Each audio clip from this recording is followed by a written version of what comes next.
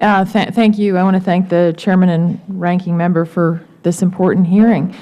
I wanted to follow up, Ms. Colbert, just to ask you, I very much appreciate the guidelines that OMB has put in place and the progress we have seen in really coming down on wasteful spending with regard to government conferences and how our taxpayer dollars are being spent. So one thing that as I look at this, I'm a co-sponsor of Senator Coburn's legislation.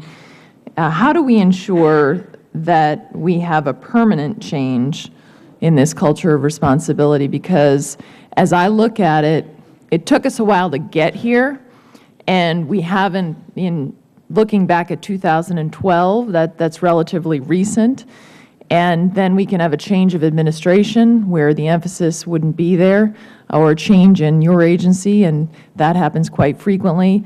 And so I guess the question would be, how do we ensure permanent change in the culture? I think the question you're raising about a permanent change in culture is a very important one, and we believe we're making strides, important strides in that direction. I'm particularly encouraged by the reduction in spending in 2013 that has continued to exceed the savings that we achieved in 2012, and the decision-making and discipline that are being put into place in different agencies to sustain that kind of progress.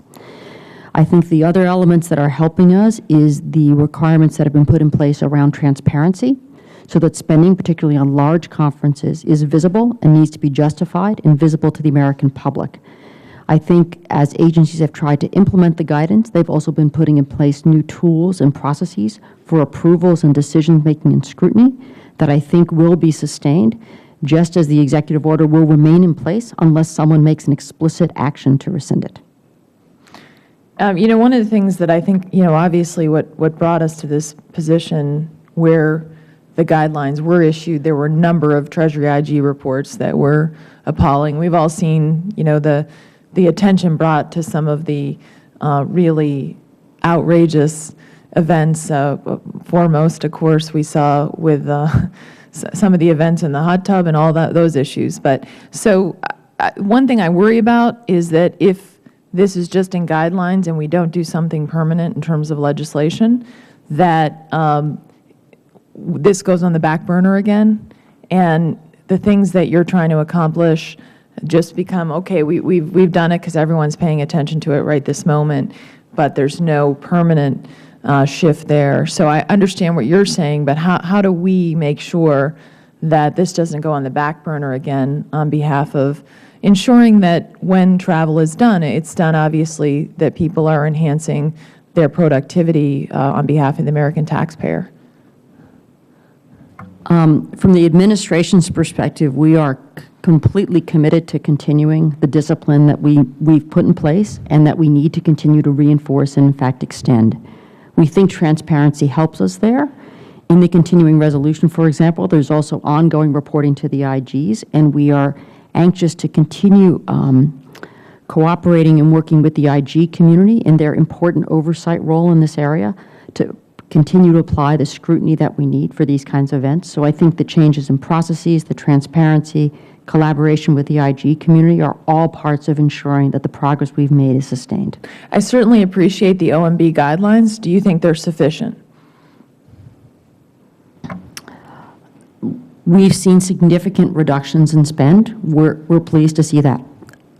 We also want to be mindful that things change. As we've talked about today, the opportunities to use alternatives like video conference have expanded dramatically, even in the last couple of years.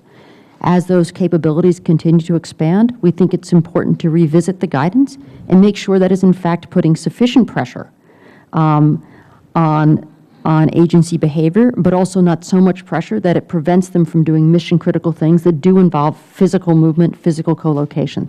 So we will continue to evaluate and assess how do we put the appropriate level of scrutiny and guidance to make sure the taxpayer dollars are being spent wisely.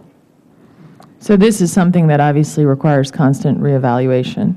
And then I think the discussion for us here is there any legislative backdrop that we need to ensure that there's a permanent culture change that this committee would take up.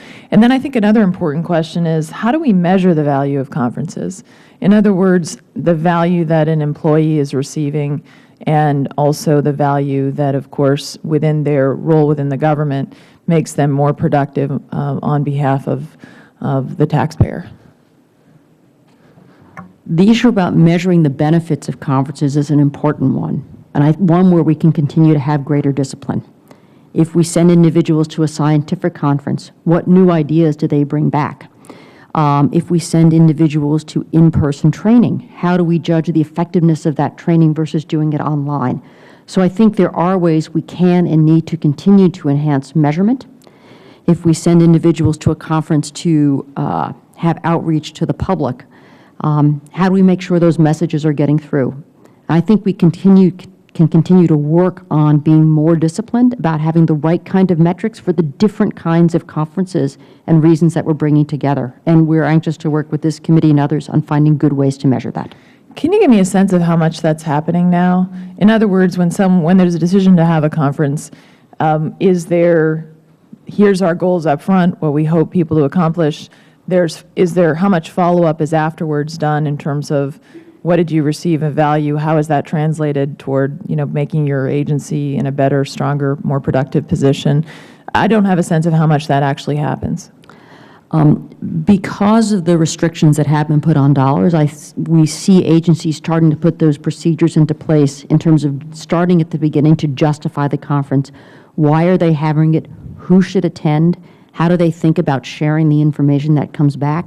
And so the decision-making, the tough decision-making that the guidelines have imposed have actually improved that process in agencies. We can be happy to share some of the ways people think about that, but that's an explicit part of the decision process. I don't know if you've got some specifics you can talk to, Dan. It really depends on the conference, but in many cases, particularly conferences that we in the past have led, we do actually have participant surveys in which we ask participants whether they felt that this provided value, rate the quality of, say, the training experience. And we've used that in the past we've used that as we've discussed the possibility of continuing that activity or restarting that activity. In most cases, it's the latter, because GSA has really stopped offering much in the way of conferences. And we're asking ourselves the questions, have we lost some opportunity for good training, good interaction? And so we're going back to those participant surveys and seeing if there's some value there that we've lost. I know that my time has expired. It seems to me that I see the value in a participant survey, but I think that we need to go beyond that in terms of measuring what the participants are receiving in terms of how it translates to what they do in the agency, and that requires an objective view, I think, with not only taking feedback from the participants, but also looking at it from the leadership within the management, of looking at it objectively toward how do we translate this into the job roles and making our workers more prepared and better able to serve. So I hope that we can go beyond that, and I look forward to, I think this is a very important issue for the committee to address, and I certainly appreciate the hearing today, and I want to thank Senator Coburn for his legislation on this.